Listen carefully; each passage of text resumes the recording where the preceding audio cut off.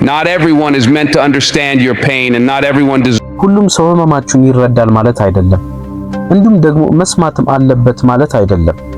እንደውም አንዳንድ ሰዎች በጭራሽ ቁብ አይሰጣቸውም።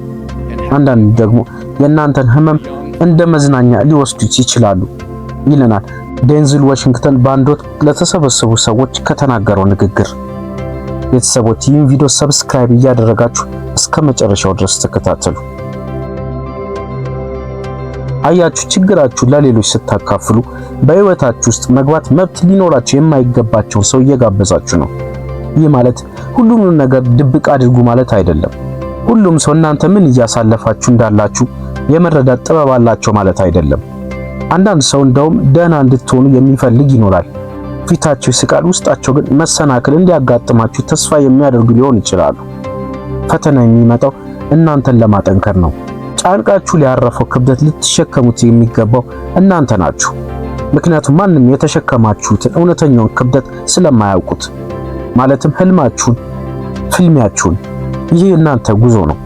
ለሁሉም በጉዟችሁ ስለገጠማችሁ እንቅፋቶች መናገር ቀላል አያደርግላችሁም። በዝምታ ውስጥ ኃይል አለ። በዝምታ ጉዳያችሁን በመወጣት ውስጥ ጥንካሬ አለ። ሁሉም ሰው ማወቅ የለበትም። ስለዚህ ፈታኝ ጊዜ ሲያጋጥማችሁ፣ ህይወት ፊቷን ስታዞርባችሁ ለራሳችሁ ያዙት። ትግላችሁን አምቃችሁ ያዙት። ከሱም ተማሩ። በዝምታ ውስጥ እንዲያደክማችሁ ተዉት። ልታካፍሉት የሚገባው የራሳችሁን ትግል ላሸነፉ ሰዎች ይሁን። ልታካፍሉት የሚገባው እናንተን ከፍ ለሚያደርጉ ይሁን። ሳይዳኟችሁ ለሚያዳምጧችሁ፣ ያለማንገራገር ለሚደግፏችሁ ይሁን። እነዚህ ሰዎች ጥቂት ናቸው። እድገታችሁ ራሱ እንዲናገር አድርጉ። ስለ ችግራችሁ ለሰዎች ከመናገራችሁ ይልቅ የመጣውን ችግር መቋቋም እንደምትችሉ አሳዩአቸው። ውጤቱን እንዲያዩ አድርጉ። ምክንያቱም ጉዞአችሁን ወደፊት ስትቀጥሉና በዝምታ ስታሳኩት እንዲሁም ወደ ላይ ከፍ ስትሉ የዛን ጊዜ ሰዎች በእናንተ መገረም ይጀምራሉ። እንዴት አደረጋችሁት ይሏችኋል። ለእያንዳንዱ ጥርጣሬ፣ ለእያንዳንዱ ትግልና ለእያንዳንዱ ያለ እንቅፍ ያሳለፋችሁበት ምሽት ስኬታችሁ መልስ እንዲሆን ፍቀዱ። በመጨረሻ ድርጊታችሁ ከቃላት የበለጠ ከፍ ብሎ ይናገራል። ስለዚህ በማብራራት ጊዜያችሁን አታጥፉ። ሰዎች እንዲያዝኑላችሁ ብላችሁ ችግራችሁን አትናገሩ። ወደ ላይ ውጡና ስለናንተ እንደተሳሳቱ አረጋግጡላቸው። ትንሽ አስቡና ራሳችሁን ጠይቁ። ለተሳሳተው ሰው ችግራችሁን መናገር ምን ፋይዳ እንዳለው? ምድራችን በብዙ ጫጫታ የተሞላች ነች። ዝምታ የእናንተ ጋሻ ነው። ዝም ስትሉ ኃይላችሁን ትይዛላችሁ። በትግላችሁ ማንም ሰው እንዲተቻችሁ አትፈቅዱ። እንዲሁም በህመማችሁ ለእያንዳንዱ ትግል አድናቆት አያስፈልግም። እያንዳንዱ ችግር ሰሚ አያስፈልገውም።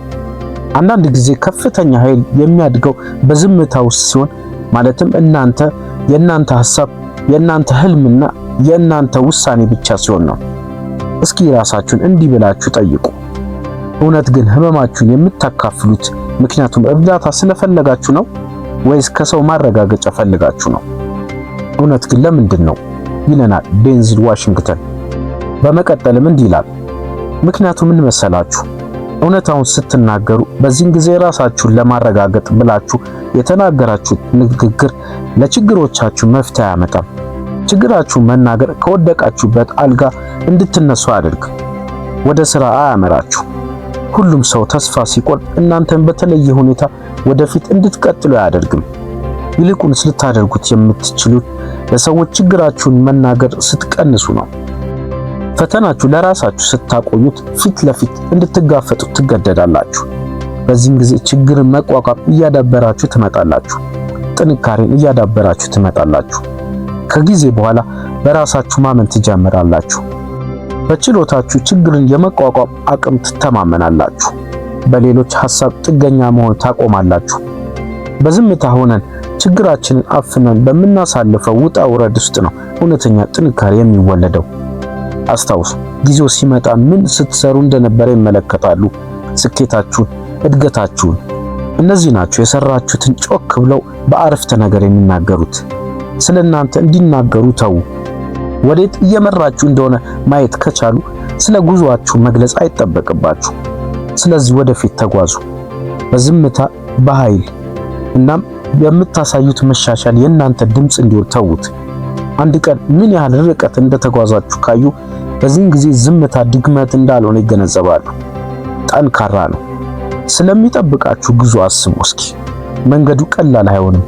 ፈተናችሁን በማካፈል ምቾት ፍለጋ ልትፈተኑ የምትችሉበት ጊዜ ይኖራል። ግን ያ ምቾት ጊዜያዊ ነው።